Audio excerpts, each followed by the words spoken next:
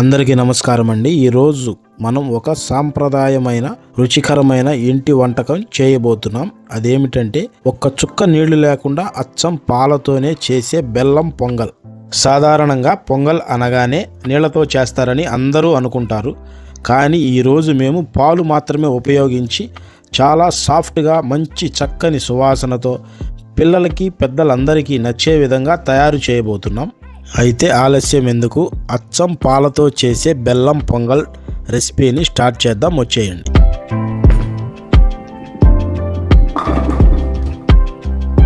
ముందుగా మనం 1/2 కేజీ బియ్యాన్ని శుభ్రంగా కడిగి 2 గంటల సేపు నీటిలో నానబెట్టుకుందాం. పచ్చి కొబ్బరిని చూపించే విధంగా ముక్కలు చేసుకొని పక్కన పెట్టుకుందాం. 1/2 కేజీ బెల్లం తీసుకొని స్టవ్ వెలిగించుకొని మందపాటి గిన్నెని పెట్టుకొని మనం 1/2 కేజీ బెల్లానికి 1 టీ గ్లాసు వాటర్ పోసుకొని చూపించే విధంగా చక్కగా కలుపుకుంటూ గడ్డలు లేకుండా ఉంటే సరిపోతుందండి. ఎక్కువసేపు పాకాన్ని మరగనివ్వకూడదు.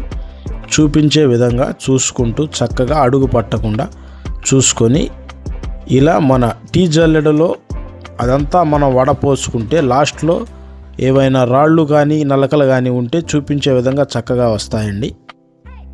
ఇప్పుడు స్టవ్ మీద ఒక మందపాటి పాత్ర పెట్టి అందులో 1.5 లీటర్ పాలు పోసుకుందాం. పాలు మరిగే వరకు మధ్య మధ్య కలుపుతూ ఉండాలి. అంటిపోకుండా జాగ్రత్తగా చూసుకోవాలి. పాలు బాగా మరిగిన తరువాత మనం ఇందాక నానబెట్టిన 1/2 కేజీ బియ్యాన్ని అందులో వేసుకోవాలి. మనం ఈ బియ్యాన్ని నీళ్ళల్లో వేసి వండుకోవట్లేదండి. మీకు చూపించే విధంగా ఆ బియ్యాన్ని డైరెక్ట్గా పాలల్లోనే వేసుకొని మనం అన్నాన్ని ఉడికించుకుంటున్నాం. పాలు తెరిలిపోకుండా చూసుకుంటూ మనం మధ్య మధ్యలో కలుపుకుంటూ ఉండాలి. అలాగే అన్నం 50% ఉడికిన తరువాత ఇందులో మనం ఇందాక కట్ చేసి పెట్టుకున్న పచ్చి కొబ్బరి ముక్కల్ని కూడా ఇందులో మనం వేసుకుందాం.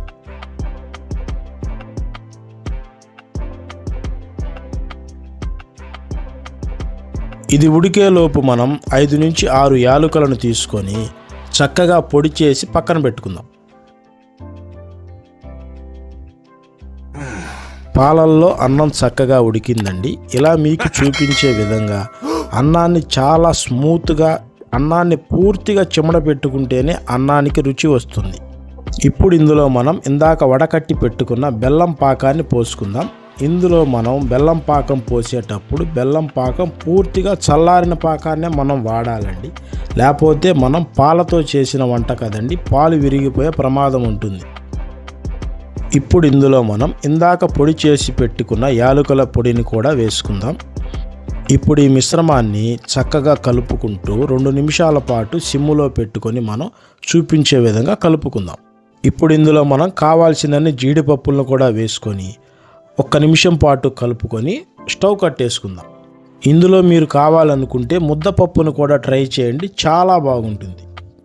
ఇంతేనండి, మన నోరూరించే 1 చుక్క నీళ్లు లేకుండా పాలతో చేసిన పొంగల్ రెడీ అయిపోయిందండి. మీరు కూడా ఈ పండగలకి తప్పకుండా మీ ఇంట్లో ట్రై చేయండి. ఎలా వచ్చిందో నాకు కామెంట్ రూపంలో తెలియచేయండి. అలాగే మీకు ఈ వీడియో నచ్చినట్టయితే లైక్ చేయండి, షేర్ చేయండి, సబ్స్క్రైబ్ చేయండి. మరెన్నో వీడియోల కోసం ఇప్పుడే మన ఛానల్ని సబ్స్క్రైబ్ చేయండి. Thank you friends, bye.